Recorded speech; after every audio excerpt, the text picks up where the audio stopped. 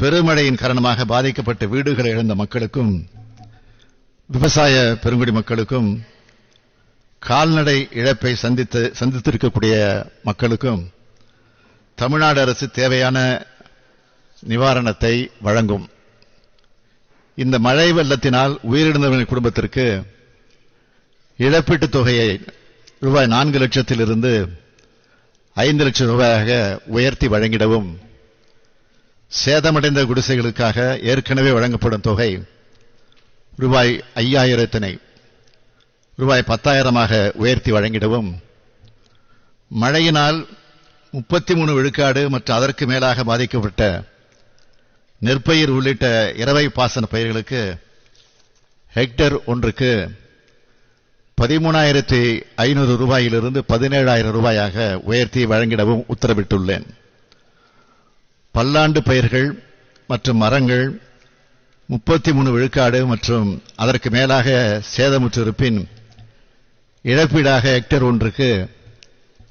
ரூபாய் 18,000 ரூபாயிலிருந்து 22,500 ரூபாயாக உயர்த்தி வழங்கிடவும், மழையினால்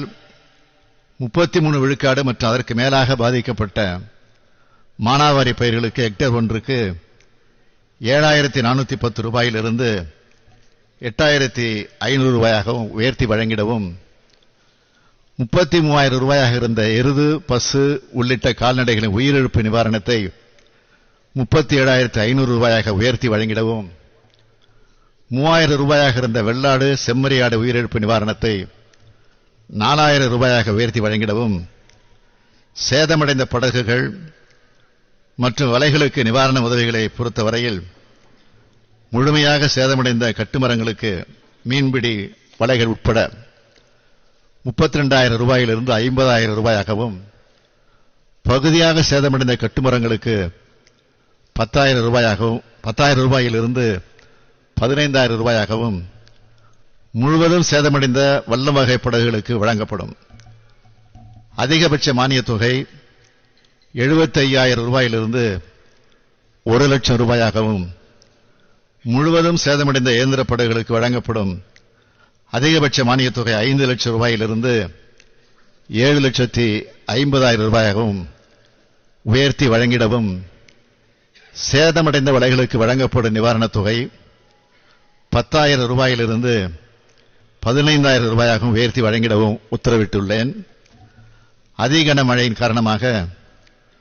தூத்துக்குடி மற்றும் திருநெல்வேலி ஆகிய மாவட்டங்களில் மிக கடுமையாக வெள்ள பாதிப்பு ஏற்பட்டுள்ள வட்டங்களில் பாதிக்கப்பட்ட மக்களுக்கு குடும்ப அட்டை அடிப்படையில் நிவாரணமாக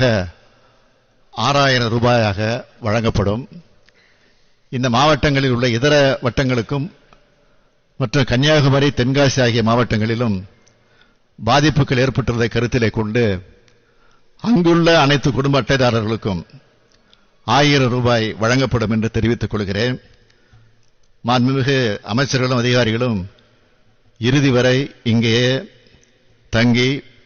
மக்கள் காப்பு பணிகளில் நிச்சயமாக ஈடுபட இருக்கிறார்கள் என்பதையும் நான் தெரிவித்துக் கொள்கிறேன்.